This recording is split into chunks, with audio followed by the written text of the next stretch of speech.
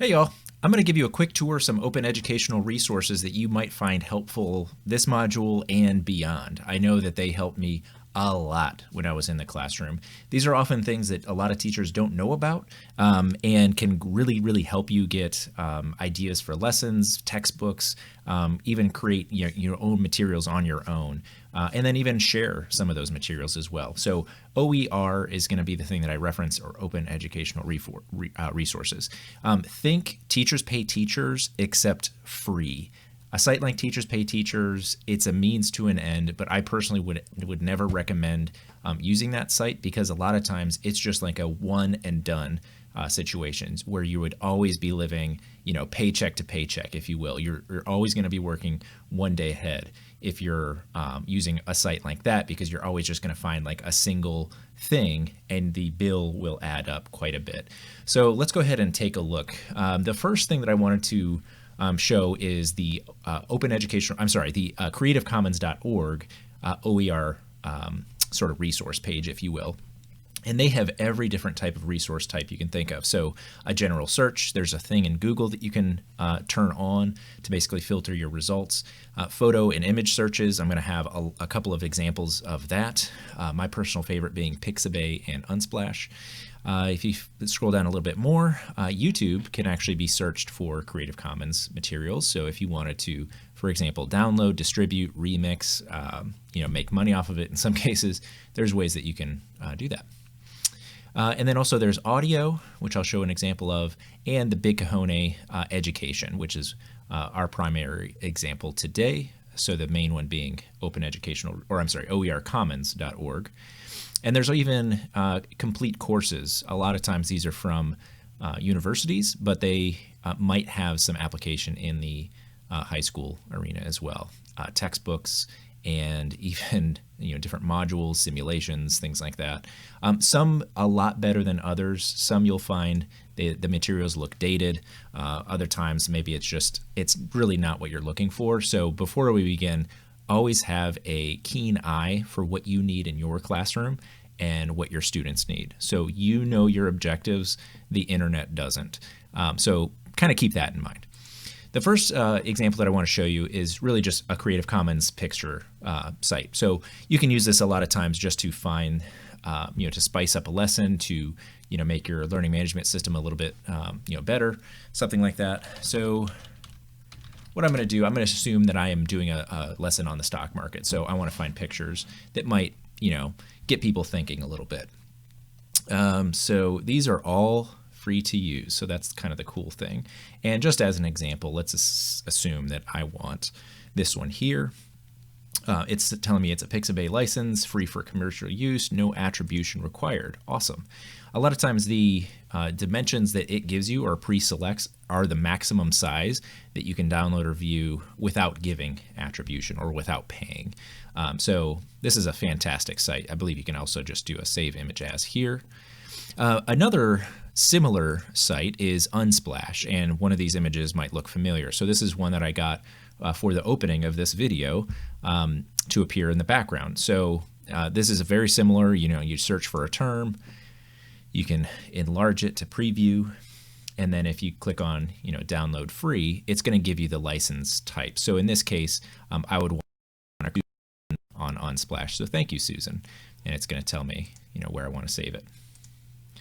So those are two excellent sites for images. If you're looking for something for music, I'm not sure what situation that would be, but just as an example for me, my very first year teaching, I wanted to give students some audio editing skills. So my sixth graders even, I had them make like mini podcasts. So it was basically like a 5-minute recap of something that they learned, one of their favorite topics from the class throughout the year. And what I had them do was, one of the requirements was basically include some intro and outro music. And this was the site that they primarily use. So dig.ccmixter.org. The main site is ccmixter, but the dig portion is where you can find a lot of those things. So if you scroll down, you'll see some instrumental, some commercial, and then video game. So I'm just going to go to dig for instrumental, and you can see that there's just a giant list right off the bat. You can actually search to get a little bit more specific options. You'll notice that there's actually some artists on here that you'll see repeated a lot, And I'm not sure how they're making money, but they're basically saying, I would like my work shared, and here it is, essentially. So that's kind of the essence of Creative Commons licenses in the first place. You can hit play to preview it, or the orange download icon to download it. And a lot of times it'll give you the license type as well here. So the big enchilada, if you will, OERcommons.org. Right off the bat, bookmark this. It will be your friend. You can find so many things on this site, and if you don't find anything right now, share it. Share it with others. If you hear someone in your district that is doing like a Teachers Pay Teachers, send them this and see what their reaction is, because it is essentially the free equivalent of that. So just as an example, let's look for a couple of things. I'm going to choose a subject of career and technical education, since primarily a lot of you are in there. And I'm going to go by, to start, we're going to do high school. And I'm not even going to put a keyword in there. I'm just going to go ahead and search. And we see that I have 617 results, so quite a few things to look for. So what I would first suggest after you do your initial search is try to narrow things down by what you would like, or maybe your specific field. So in this case, I'm going to go to culinary arts and see what we have. That narrows it down to 18. Some things may be more relevant than others, but remember, keep a keen eye on what it is that you need and your students need. So this one right here actually catches my eye, Introduction to Knife Skills. And I click on that and I see a couple of things, a little bit more of a description. I see the subject level, material type. So this is the types of things that you can expect in here. So a lesson, lecture notes, some interactive stuff, some activities, which is great. No comments yet on it. Not viewed many times, but saved for. So if you have an account, which I highly, highly suggest, you can save this resource into your sort of portfolio, if you will. So you always have a place to go back to and you remember where it is. There's also options to share it directly from here and embed or link to your Google Classroom. Because when I first started teaching, Google Classroom was not a thing. I personally have not used this option here. I tend to just look at the materials and try to see if it's a good fit in the first place. And then I might try to transfer it in a slightly different way. So let's go to View Resource and take a look at what I mean. All right, so I am seeing some goals and outcomes, which is always handy to have. Nebraska has some standards listed here, so I'm assuming this person is from Nebraska. There's an instructional plan. That is awesome. Who doesn't like some ideas and some inspiration on how to structure a lesson like this? So I see that there's a pre-activity, so think maybe if you're in hybrid learning right now, maybe this could be something that they complete at home, like when they are just on the computer, and then in class you're able to actually do something with them hands-on. Let's see, there's some presentation slides, so I'm going to go ahead and open that up in a new tab to see what that's like. But as that's loading, I'm going to take a look at some of the other stuff. So there's some station notes. So it looks like in person, you'll have a couple of different stations. So you'll have a station rotation set up, and at each station, I'm assuming it's going to be a different cut for each one. There's awesome. So there's some videos of how to do each cut. Let's see, it looks like some introduction to whatever the day is here, some more videos. There's a closure, maybe some questions that you can ask as part of some type of formative assessment, perhaps. Some exit or entry ticket types of things. Some labs. We'll open up this lab as well. And then some processing questions. So this is kind of like a wrap-up sort of reflection, I would imagine. All right, so let's take a look at that presentation that was linked.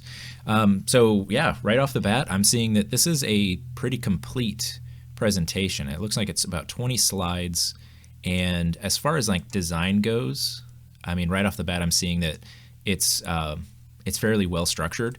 It's not like a middle school student created it. It looks like it's presentable without much changes whatsoever as far as the design goes. As far as the content goes, not being from this area, I don't know, but it looks like it's pretty wide ranging. So that looks pretty good. So, if this is something that you would want to use, we can just go to File and then make a copy. So you don't even have to take the full lesson that's on OER Commons. You can just take the presentation if that's what you found nice. Let's see. It looks like their other two materials are access denied. So if I were to use this one, or if I were interested in seeing what they had, I would probably request that they open it up and maybe send them a note like, hey, this is not accessible on OER Commons. I'm assuming just based on that presentation that they would be willing to share it, and then it would be pretty well structured.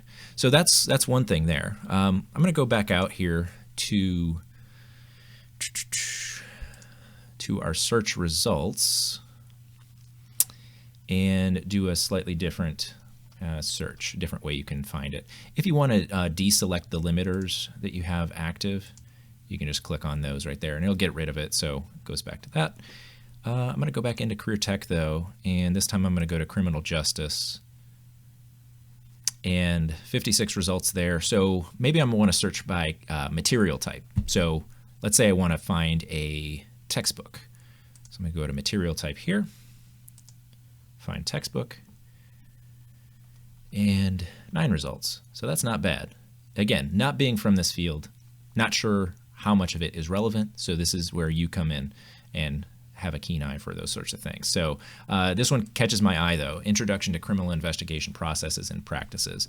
Right off the bat, here's a little quick tip. Don't be fooled by what the icon is or what the preview image looks like. I'm not sure what's happening here, for example. Like it said, it's basically like an error page.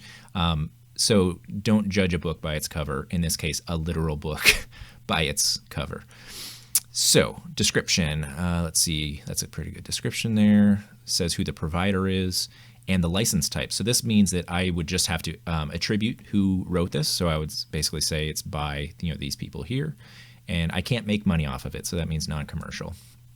All right, so again, same options are available. I'm going to go to view resource.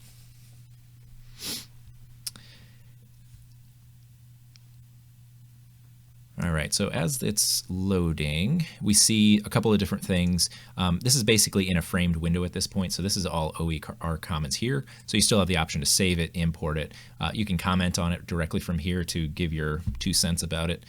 You can add additional tags if you think it would be helpful. I personally have never really done that. So this looks like it's an ebook, which it comes in a few different forms. So one of those is in here. So you can actually download the book and share it on your LMS, or if you wanted students to actually print it out, you can do that as well. So they give options. So the EPUBs are mainly like Kindle variety types of formats. More than likely digital PDF or print PDF would be the ones that you'd be looking for here. And then if you click that, you'll have the entire book. Easy as that. That's free money right there. You also have the option to send students directly to the website. So in this case here, I clicked on Read Book, and this gives you a little bit of info on how to use it essentially. I'm going to go ahead and go to the main body of the book here, and maybe, let's see, Chapter 2, Important Concepts. And this is where you'll start to see, it kind of looks like a real textbook that is just simply online. So broken down by topics, some questions, some detail about those topics, and you'll find that textbooks specifically are wildly different in how they're done. Text heavy versus multimodal, some images or maybe even interactive types of things in it. So again, you'd have to kind of use your own judgment on this one. So maybe this is something where I would extract maybe a little bit or something, or maybe have them read a certain section. So they got study questions even. Cool. And then let's see. Yeah, tons of questions, tons of references, things like that. So this is pretty cool. So that is OER Commons. Again, one of my more recommended things that I share with any teacher nowadays is oercommons.org. Let's take another one. So this is going to be infohio.org, and I happen to now work there as a instructional specialist. And one of the things that we do is license premium content and distribute that to Ohio's educators, students, and parents for most times absolutely free. So a lot of times if you're looking for something on the site, it is 100% free to use. So think things like, if you have little kids, highlights library, World Book Student. A popular one is Bookflix, so that has like a lot of read alouds or videos on like certain children's books. So things like that. And then for teachers of older kids, we have resources broken down by those grades as well. So that's what I'll preview here real quick with you. All right, so these ones have been sort of tagged specifically for grades 9 through 12. And just taking a look at it, there's quite a few things that we offer. So one of them that I want to show is Worldbook Advanced. Now, if you want more information on a certain resource, there's this icon that will take you to a little bit more detail on what it is. It might actually have some tutorials as well. So in this case, you have training and support, other stuff that you might like as well. So I'm going to just open it from this page here.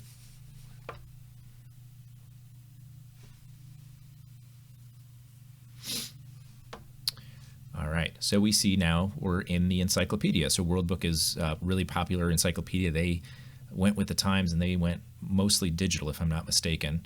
But let's go ahead and search elections.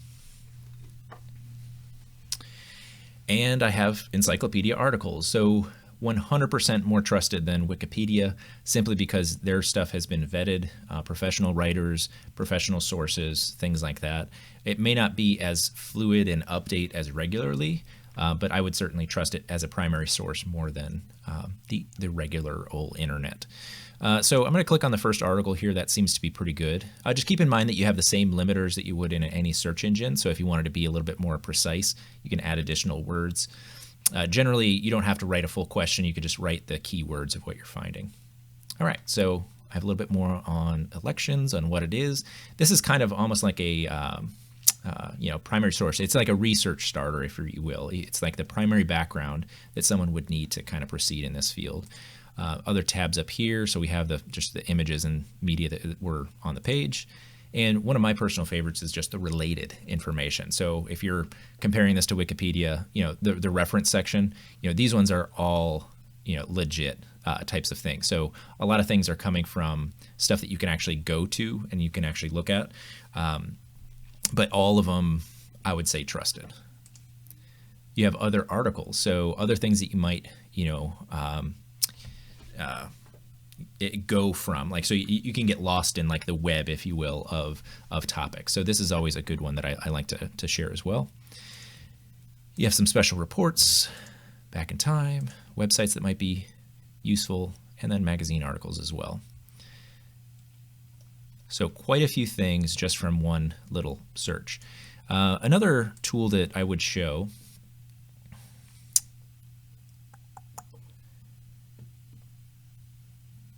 is, let's see. So we have the digital video collection. So the DVC, as we call it, is basically tons and tons of premium video that has been put into a library that's just available for everyone's use. The look of this, I know, is going to look a little bit dated, especially some of the content. You'll notice a lot of Bill Nye types of things in there. It's a little bit dated, but I would argue that a lot of that stuff has not changed drastically, and it's not, it wouldn't be a detriment necessarily based on the date of things. It's still very helpful things. Bill Nye was popular for a reason, because it was effective and it was fun. So you can browse, you can search, and do a lot of other stuff from there. There's some playlists even that we're putting out there too. So that is infohio.org. Another one that I would highly recommend, one thing that I should have mentioned is when you're accessing InfoHio, you'll notice that there's a green or red icon up in this top left. If you're logging in from your school district, most likely you'll see that school district name.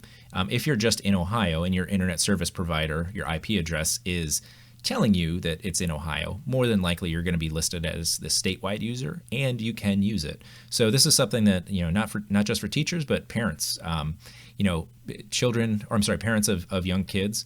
There's a great selection of things to find on this site. So hope you enjoy it. Hope the lessons go well. Hope the search goes well for everyone. If you do have any questions, I'm always happy to share a little bit more about all of this stuff. But hopefully this is the one area where you're immediately getting some use and finding some cool stuff that you can put into your lessons in your classroom. So, all right, take care.